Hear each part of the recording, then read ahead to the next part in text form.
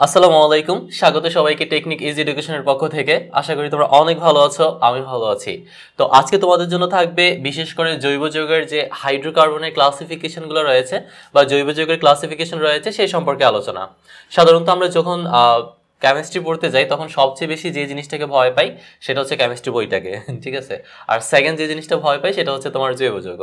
তো এই জৈব যৌগ আমাদের বেসিক্যালি এটাকে আমরা কেমন কঠিন ভাবি, কারণ এটার অনেক সিস্টেম বা মেথড আছে যেটা আমরা বুঝি না বা আমাদের কাছে অনেক সময় বুঝতে গিয়ে হার্ড মনে হয়। বাট যারা কেমিস্ট্রির এই জৈব যৌগটা বুঝে থাকে ভালোভাবে তাদের কাছে মনে হয় সত্যিকার অর্থে কেমিস্ট্রি সাবজেক্ট অনেক ভালো। ওকে, তো আজকে আমরা শুধুমাত্র জৈব যৌগের একটা পার্ট, তার নাম হচ্ছে হাইড্রোকার্বন। ওকে, এই হাইড্রোকার্বনের যে ক্লাসিফিকেশনগুলো রয়েছে সেই ক্লাসিফিকেশন নিয়ে কথা বলবো, অর্থাৎ এদেরকে কয়টা ভাগে বিভক্ত করা হয়েছে এবং প্রত্যেকটা ক্লাসিফিকেশনে কিরকম স্ট্রাকচার হতে পারে এই বিষয়গুলো নিয়ে খেয়াল করে দেখো।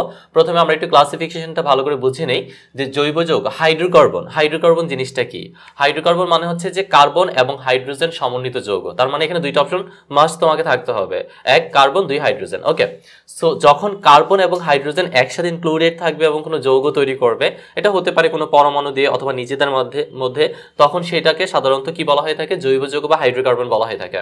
সো জৈব যৌগের ক্ষেত্রে আমরা প্রথমে তাদেরকে দুইটা ভাগে ভাগ করব, একটা হচ্ছে মুক্ত শিকল বা অ্যালিফিটিক যৌগ, আর একটা হচ্ছে বদ্ধ শিকল বা বলয়কার যৌগ। ঠিক আছে, এটা ডেফিনিশনে বলা হয়েছে যে কোনো জৈব যৌগের যে শিকল থাকে বা চেইন থাকবে, এই চেইনের দুই পাশের কার্বন পরমাণু যদি মুক্ত থাকে তখন সেটাকে বলা হয় মুক্ত শিকল বা অ্যালিফিটিক যৌগ। ঠিক আছে, আর যখন এই কার্বন পরমাণুর দুই পাশটা কি থাকবে? বদ্ধ থাকবে, একটা সার্কেল আকারে থাকবে বা একে অপরের সাথে যুক্ত থাকবে, দুই পাশের কার্বন কখনো মুক্ত থাকবে না, তখনই তাকে বলা হয়ে থাকবে বদ্ধ শিকল বা বলয়কার। তার মানে বোঝাই গেল যে এটা যতটুকু আছে তোমার ক্লাসিফিকেশন আছে সবাই সার্কেল হবে। ওকে, এখন এই সার্কেলটা হতে পারে রাউন্ড শেপ, হতে পারে ত্রিভুজাকার বা চতুর্ভুজাকার বা আয়তাকার, যে কোনো সাইজের হতে পারে। তার মানে এই বদ্ধ শিকল বা বলয়কারের যতটুকু তুমি ক্লাসিফিকেশন দেখতে পাবা প্রত্যেকটাতে সার্কেল তৈরি হবে। বাট সার্কেলটা কোথায় তৈরি হবে না? শুধু মুক্ত শিকলে। কেন তৈরি হবে না? রিজন হচ্ছে দুই পাশের কার্বন কি থাকবে? মুক্ত থাকবে, দ্যাটস ওয়াই।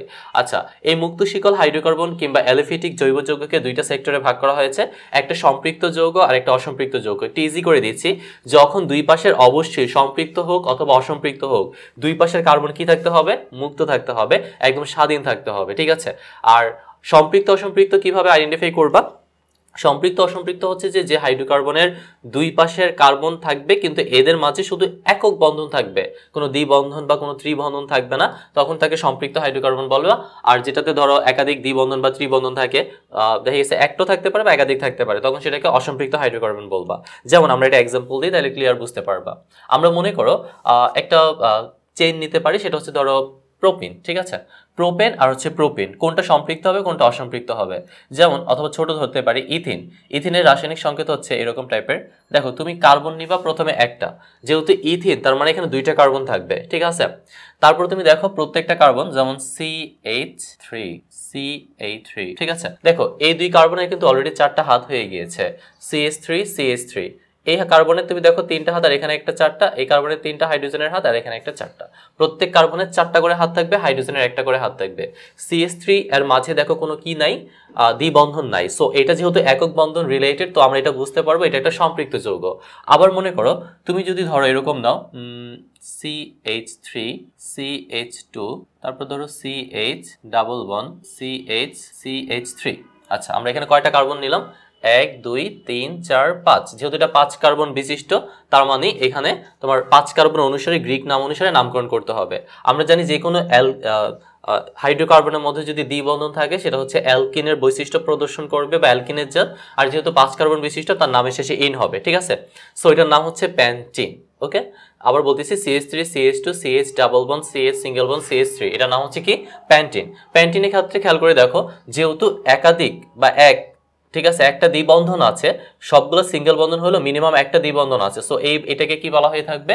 তোমার অসম্পৃক্ত যৌগ বলা হয়ে থাকবে। তাহলে সম্পৃক্ত অসম্পৃক্তের মধ্যে প্রধান পার্থক্য হচ্ছে যে সম্পৃক্ততে সব একক বন্ধন থাকবে, অসম্পৃক্ততে দ্বিবন্ধন বা ত্রিবন্ধন থাকবে। আমরা যদি আরো ক্লিয়ার হয়ে জিনিসটা, যেমন তুমি ধরো আমরা যদি কিছু যৌগ লিখি তাহলে আইডেন্টিফাই করতে পারবো কোনটা সম্পৃক্ত হবে কোনটা অসম্পৃক্ত হবে। মনে করো তোমার কাছে এরকম যৌগ আছে CH3, CH2, CH2, CH3। আচ্ছা, এটা কি হবে? সম্পৃক্ত হবে না অসম্পৃক্ত হবে?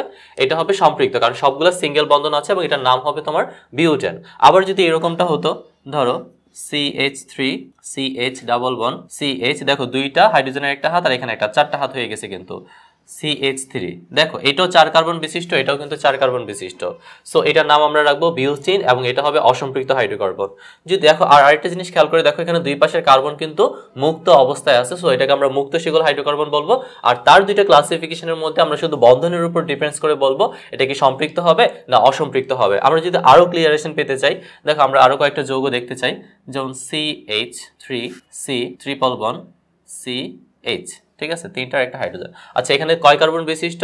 3 কার্বন বিশিষ্ট। যেহেতু 3 কার্বন বিশিষ্ট একটা জৈব যৌগ এবং দুই পাশের কার্বন মুক্ত এবং তিনটা একক বন্ধন রয়েছে, তিনটা বন্ধন রয়েছে একসাথে, সো এটাকে আমরা অ্যালকাইনের বৈশিষ্ট্য বলবো এবং এটার নাম হবে কি 3 কার্বন বিশিষ্ট যেহেতু প্রোপাইন, ঠিক আছে। আর এই প্রোপাইনের ক্ষেত্রে যেহেতু একক বন্ধন ছাড়াও দ্বিবন্ধন বা ত্রিবন্ধন রয়েছে, সো এটাকে আমরা অসম্পৃক্ত বলবো। আশা করি ব্যাপারটা বুঝতে পেরেছো। এবার আমরা যাব হাইড্রোকার্বনের বদ্ধ শিকল কিংবা বলয়াকার, ঠিক আছে। বলয়াকারের মধ্যে তুমি দেখো দুইটা সেক্টরে ভাগ করা হয়েছে, একটা হচ্ছে কার্বোসাইক্লিক যৌগ আর একটা হচ্ছে হেটারোসাইক্লিক যৌগ। আর দুইটার মধ্যে আমরা ভাগটা এইভাবে বুঝবো, কার্বোসাইক্লিক যৌগ বলতে বোঝাচ্ছে যে এখানে শুধুমাত্র কার্বন এবং হাইড্রোজেন টাইপের যৌগগুলো থাকবে, আদার্স কোনো পরমাণু থাকবে না, ঠিক আছে। আর যদি হেটারোসাইক্লিক যৌগ হয় তার মানে সেখানে কোনো হেটারো পরমাণু থাকবে, লাইক সালফার, নাইট্রোজেন এবং অক্সিজেন। এই টাইপের যদি কোনো হেটারো পরমাণু থাকে এবং সাথে তো CH অবভিয়াসলি থাকবে, ঠিক আছে, CH এর সাথে যদি কোনো একটা হেটারো পরমাণু থাকে তখন সেটার নাম হচ্ছে হেটারোসাইক্লিক। আর কার্বোসাইক্লিকের দুইটা ভাগ আছে, একটা হচ্ছে এলিসাইক্লিক যৌগ আর একটা হচ্ছে অ্যারোমেটিক যৌগ। এলিসাইক্লিক যৌগতে মনে রাখবা সবগুলো সিঙ্গেল বন্ড হবে, আর অ্যারোমেটিক হচ্ছে একাধিক দ্বিবন্ধন বা ত্রিবন্ধন থাকবে, ঠিক আছে। তাহলে এলিসাইক্লিকটা আমরা কিভাবে আইডেন্টিফাই করব? এলিসাইক্লিকের ক্ষেত্রে খেয়াল করো, যেমন আমরা যে কোনো যৌগ নিজে নিজেই ক্রিয়েট করতে পারবো এবং সেটা কিভাবে সম্ভব, নামকরণও নিজে নিজে করতে পারবো। আমরা মনে করো 3 কার্বন বিশিষ্ট একটা যৌগ নিলাম, ঠিক আছে, এরকম করে ফার্স্টে যৌগটা নিবা। নেওয়ার পর তুমি দেখো প্রত্যেকটা কার্বন যেহেতু বদ্ধ শিকল, তার মানে তারা নিজেদের মধ্যে এরকম করে একটা সার্কেল তৈরি করবে, আমাদের দ্বিতীয় কাজ। এবং এখানে কোনো দ্বিবন্ধন বা ত্রিবন্ধন থাকবে না, মনে রাখবে এলিসাইক্লিক। এটা একটা চাকরিক হবে কিন্তু সবগুলো সিঙ্গেল বন্ধন হতে হবে। আচ্ছা একটা কার্বনে কয়টা হাত থাকে? 4টা হাত থাকে। খেয়াল করে দেখো যে প্রত্যেকটা কার্বনের কিন্তু 2টা করে হাত আছে, আর বাকি যে 2টা হাত থাকবে বা বন্ড তৈরি করবে সেগুলো হচ্ছে হাইড্রোজেনের সাথে, ঠিক আছে। যখন সে এরকম হাইড্রোজেনের সাথে বন্ধন তৈরি করবে তাহলে তুমি দেখো 3টা কার্বন প্রোপিন। তাহলে এখন এই প্রোপিনের ক্ষেত্রে আমরা যেহেতু সাইক্লিক যৌগ, ঠিক আছে, তাহলে ওই অনুসারে কি করতে হবে? নামকরণ করতে হবে। তার নাম কি হবে তাহলে? সাইক্লোপ্রোপেন। তোমরা সাইক্লো শব্দটা আগে ইউজ করবা, তারপর পুরো নামটা দিয়ে দিলে হবে, যেমনটা তোমরা মুক্ত শিকলে নামকরণ করেছো, ঠিক আছে, শুধু অ্যাড হবে সাইক্লো। ওকে, আচ্ছা তাহলে এই জিনিসটা হবে সাইক্লোপ্রোপেন। তুমি চাইলে আরো অনেকগুলো ট্রাই করে দেখতে পারো। আচ্ছা আমরা যদি 3 কার্বন ছাড়া 4 কার্বন দিয়ে দেখি সাইক্লো টাইপের কোনো যৌগ, তাহলে কিভাবে সংকেতগুলো লিখতে হয় দেখো, নামকরণ অনেক ইজি হয়ে যায় যদি বুঝতে পারো। তাহলে আমরা ধরো এবার 4টা কার্বন নিব, ঠিক আছে। 4টা কার্বন প্রথমে নিজেদের মধ্যে বন্ধন তৈরি করলো এবং প্রত্যেকে দেখো একটা দুইটা করে হাত পেলো, ঠিক আছে। তাহলে আর বাকি 2টা হাত যাবে হাইড্রোজেনের কাছে, এরকম করে H2C বা CH2 এরকম করে দিলাম। দেখো এটার নাম কি হবে? সাইক্লোবিউটেন। আমরা সাইক্লো শব্দটাকে ইউজ করব, পুরো 4 কার্বন বিশিষ্ট হওয়াতে সেটা হবে বিউটেন। তাহলে এই টাইপের যৌগগুলো হচ্ছে এলিসাইক্লিক যৌগ, এদের মাঝে কোনো দ্বিবন্ধন বা ত্রিবন্ধন নেই। এবার আমরা যাবো একটু অ্যারোমেটিক যৌগ। গ্রিক শব্দ একটা রয়েছে, তার নাম হচ্ছে অ্যারোমা। অ্যারোমা শব্দের অর্থ হচ্ছে সুগন্ধ। সাধারণত আমরা যে সকল বডি স্প্রে বা পারফিউম বা গন্ধজাত কোনো পদার্থ ব্যবহার করে থাকি বা দেখে থাকি বা শুনে থাকি, এই জাতীয় পদার্থগুলোই হচ্ছে তোমার অ্যারোমেটিক টাইপের যৌগ। আগে এমনটাই ধারণা করা হতো, বর্তমান ধারণা ভুল, কারণ বর্তমানে অনেক যৌগ আছে গন্ধ নাই, তারপরে এটা অ্যারোমেটিক, আবার গন্ধ আছে তাও অ্যারোমেটিক, ঠিক আছে। আর এলিফিটিক যৌগ বলতে আগে বোঝানো হতো চর্বি থেকে যে যৌগগুলো সৃষ্টি হয় শুধুমাত্র সেগুলো এলিফিটিক, কিন্তু প্রকৃত অর্থে দেখা গেছে চর্বি ছাড়া এমন কিছু পদার্থ আছে যেগুলো চর্বি থেকে সৃষ্টি হয় না, তবুও এলিফেটিক। সো অ্যারোমেটিক শব্দের অর্থ সুগন্ধি থাকলেও কোনোটার গন্ধ না থাকলেও এটা অ্যারোমেটিক। তবে এটা কথা হচ্ছে যে ডিপেন্ডস করবে কিসের উপর? তার বন্ধন, তার গঠন, তার স্ট্রাকচারের উপর। দেখো তুমি অ্যারোমেটিকের মধ্যে আমরা ধরো একটা যৌগ নিতে পারি যেটা আমাদের বহুল পরিচিত এবং জৈব যৌগের সবচেয়ে বেশি কাজ লাগে, সেটার নাম হচ্ছে বেনজিন। ওকে, বেনজিনের ক্ষেত্রে তোমরা হয়তো নাম শুনেছো, বেনজিন হচ্ছে 6 কার্বন বিশিষ্ট, তার মানে আমাকে 6টা কার্বন নিতে হবে। দেখো এটা আমরা কত সহজে এই ছবিটা আঁকতে পারি। তাহলে বেনজিনের ক্ষেত্রে আমরা যে কাজটা করব, 6টা কার্বন নিব। তাহলে ধরো আমরা প্রথমে এরকম করে 6টা আগে কার্বন নিয়ে নিই, তাহলে আমাদের জন্য আঁকতে ইজি হবে। সাধারণত আমরা বেনজিনে শুধুমাত্র ফর্মুলাটি দেখে থাকি, তাই না? C6H6। আচ্ছা, এটা কিভাবে হয় দেখো। প্রথম যখন কার্বন নিবা, যে কোনো প্রথমে একক বন্ধন দিতে পারো অথবা দ্বিবন্ধন দিতে পারো। তুমি যদি প্রথমে দ্বিবন্ধন দাও, পরেরটা সিঙ্গেল বন্ধন দিবা, পরেরটা আবার দ্বিবন্ধন দিলে পরেরটা সিঙ্গেল বন্ধন, এরপর আবার দ্বিবন্ধন হবে, আবার সিঙ্গেল বন্ধন। এবার এটা হিসাব করে দেখো, প্রত্যেকটা কার্বনের কিন্তু তোমার H প্রয়োজন কয়টা? দেখো 3টা হাত কিন্তু ফিল আপ হয়ে গিয়েছে প্রত্যেকটা কার্বনে। সো এখানে আমার H লাগবে কয়টা? একটা করে, ঠিক আছে। তো আমি যদি প্রত্যেকটা কার্বনে এরকম করে ধরো একটা করে H দিয়ে দিই, তাহলে কিন্তু তার মোটামুটি 4টা হাত ফিল আপ হয়ে গেল। এরকম করে সব কার্বনে H দিয়ে দিবা। আচ্ছা, এখন তুমি দেখো তো, গুণে দেখো 6টা কার্বন আছে এবং 6টা H আছে, ঠিক আছে। এই জন্য বেনজিনের সংকেত হচ্ছে C6H6, অর্থাৎ আমরা একসাথে লিখি এরকম ভাবে C6H6, এবং এটি হচ্ছে কিসের সংকেত? বেনজিনের সংকেত। তাহলে আমরা দেখো একটু ভালো করে খেয়াল করে লক্ষ্য করি যে এখানে এলিফিটিক যৌগের মধ্যেই কিন্তু এরকম চাকরিক যৌগ তৈরি হয়েছে, আবার অ্যারোমেটিক যৌগের মধ্যে কিন্তু চাকরিক যৌগ তৈরি হয়েছে। শুধু পার্থক্যটা কোথায়? পার্থক্য হচ্ছে এলিফিটিক এলিসাইক্লিকের মধ্যে কোনো দ্বিবন্ধন বা ত্রিবন্ধন নাই, আর অ্যারোমেটিকের মধ্যে আলাদা দিলে অনেকগুলোই আছে, ঠিক আছে। সো এখানে অনেকগুলো তোমার কি থাকবে? একটা একাধিক হলেই হয়ে যাবে। একের অধিক দ্বিবন্ধন বা ত্রিবন্ধন থাকলে সেটা হয়ে যাবে তোমার অ্যারোমেটিক। ওকে, এবার আমরা একটু এদিকে যাই, সেটা হচ্ছে যে হেটেরোসাইক্লিক যৌগ। হেটেরোসাইক্লিক যৌগের মধ্যে তুমি দেখো দুইটা, একটা হচ্ছে হেটেরো এলিসাইক্লিক আর একটা হচ্ছে হেটেরো অ্যারোমেটিক। আশা করি কিছুটা আইডেন্টিফাই করতে পারতেছো যে হেটেরো এলিসাইক্লিকের মধ্যে কি হতে পারে। অবশ্যই হেটেরো পরমাণু থাকবে এবং সকল বন্ধন একক বন্ধন হবে। আর হেটেরো অ্যারোমেটিকের মধ্যে হেটেরো পরমাণু মাস্ট, বাট বন্ধনগুলো কি হবে তোমার দ্বিবন্ধন বা ত্রিবন্ধন সমৃদ্ধ হবে, সকল বন্ধন না, এক বা একাধিক, ঠিক আছে। তো হেটেরো এলিসাইক্লিক তার মানে এর মধ্যে একটা হেটেরো পরমাণু মাস্ট থাকতেই হবে। তো আমরা এমন দুইটা যৌগের কথা ভাবি যে দুইটা যৌগের মধ্যে একটা হেটেরো পরমাণু আছে, ইভেন একক বন্ধন আছে। আবার এমন একটা যৌগের কথা ভাববো যেটার মধ্যে হেটেরো পরমাণু আছে, ইভেন এর মধ্যে একক বন্ধন ছাড়াও দ্বিবন্ধন বা ত্রিবন্ধন রয়েছে। তো আমরা একটা যৌগ ভাবি যেটা হচ্ছে হেটেরো এলিসাইক্লিক টাইপের হবে। যেমন তুমি ধরো আমরা 2 কার্বন বিশিষ্ট নিতে পারি এবং একটা অক্সিজেন পরমাণু নিতে পারি। মনে করো একটা অক্সিজেন আর 2টা কার্বন, তাহলে তাদের মাঝে এমন ভাবে তৈরি করতে হবে কার্বনের 4টা হাত থাকবে, অক্সিজেনের 2টা করে হাত থাকবে, ঠিক আছে। আচ্ছা, হেটেরো এলিসাইক্লিক, তাহলে আমরা ধরো 2টা কার্বন নিলাম, এইভাবে 2টা কার্বন নেওয়ার পরে যে কাজটা করতে হবে, এখানে একটা হেটেরো পরমাণু নিতে হবে। আমরা ধরো অক্সিজেন নিলাম। আচ্ছা, একটা জিনিস তোমাদেরকে বলে রাখি, তুমি যখন সার্কেল তৈরি করবা বা কোনো সাইক্লিক টাইপের যৌগ তৈরি করবা, তখন অবশ্যই তাদের যোজনীর দিকে খেয়াল রাখতে হবে, যেটাকে আমরা হাত বলে অভিহিত করতেছি, ঠিক আছে। তাহলে অক্সিজেন নর্মালি তার 2টা হাত হয়ে থাকে, কার্বন 4টা হাত হয়ে থাকে।